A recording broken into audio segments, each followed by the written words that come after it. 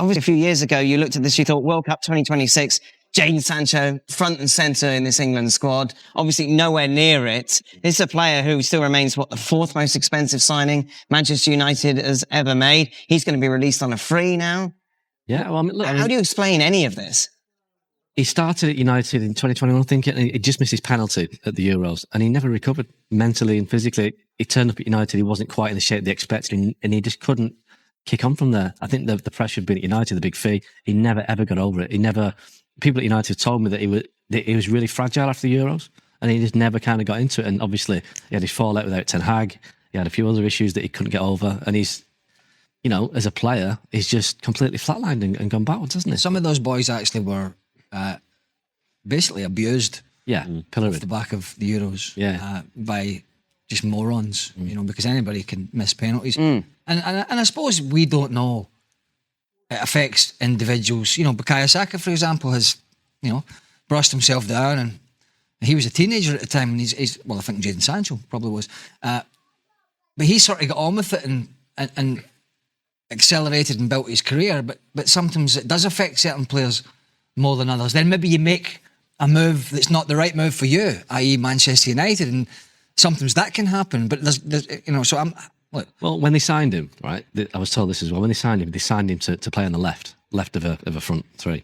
And then they realised that was Marcus Rashford's favourite position. So he never actually played in the position they signed him for. Right. They put him on the right. So nothing really worked for Sancho at United. And then Chelsea, Villa, nothing happened there. No, but I think by that point, I think he'd had 2 or 3 years where he's just not really kicked on. And I think he's lost that momentum. I don't know what is he now, 25, 26? Is this the Dele Alli scenario where he's going down? I know he's had some mental health issues, but he struggled. But he at one point was this phenomenal goal scoring midfielder, and then he sort of fell off that cliff a little bit, and it's very difficult to get it back. Very difficult. The point to mention for me is the fact you've mentioned there, Mark, is 25 years of age. If he was like 4 or 5 years further down the road, I'd be saying this is finished for him completely. And even though he's lost that spark, lost that magic now, it's like 4 years, hasn't it? 4 or 5 years. It's been 4 or 5 years, but he's literally in his mid-20s. Yeah. If he was older, I think I'd have more concerns for him. But it's not to say that he can't find some sort of spark going forward now. And it might not necessarily be one of those bright lights that say Old Trafford and places like that. But he seems to be a person where when he's enjoying his football, he plays his best football. And now as a free agent, he's probably going to have more free reign to be able to decide where that's going to be. Did you see him going to somewhere like, for example, Newcastle have sold Anthony Gordon? Goes there on a free transfer. I think it's an incentivised. I think he wants to go back to Germany. Yeah, I think. Right. I think it's a better league. I think we've seen a lot of English players that would go over there and do well, and I think he enjoys that league more. He's familiar with it.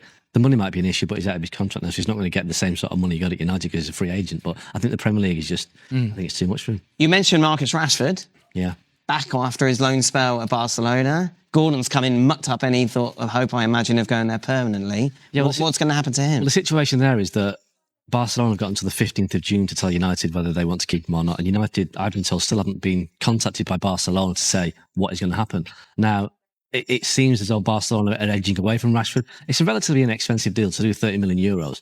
And apparently the final decision will be left to Hansi Flick. But basically the deadline is next Monday. And if Barcelona don't want him, they'll be back at United for pre-season training. Now, the issue there is, one issue that people have told me at United is that they've got 3 targets this summer, 2 midfielders, and a left-sided forward. Now, a left-sided forward is Marcus Rashford. We just spoke about keeping Jadon Sancho out of the team. So if Michael Carrick is pragmatic enough to take him back, I think he probably is. But all the noise I've been getting from the Rashford end is that he doesn't want to go back. He's 29 in October. Yeah. He's had so many kind of ups and downs at United. He's gone to Barcelona, won La Liga, doesn't want to go back to United. And you can understand that.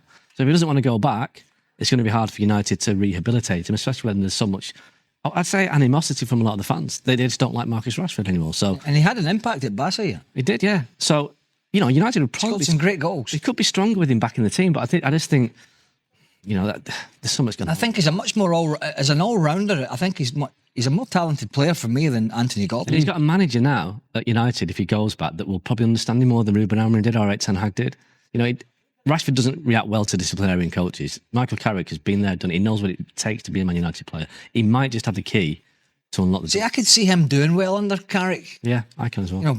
A guy who's more just interested in the basics and, not overcomplicating it, and basically just saying, right, we've got a structure to the team.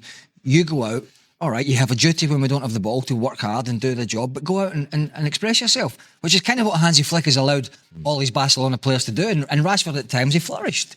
Oh yeah, Rafinha was injured and he came in, but he scored some great goals.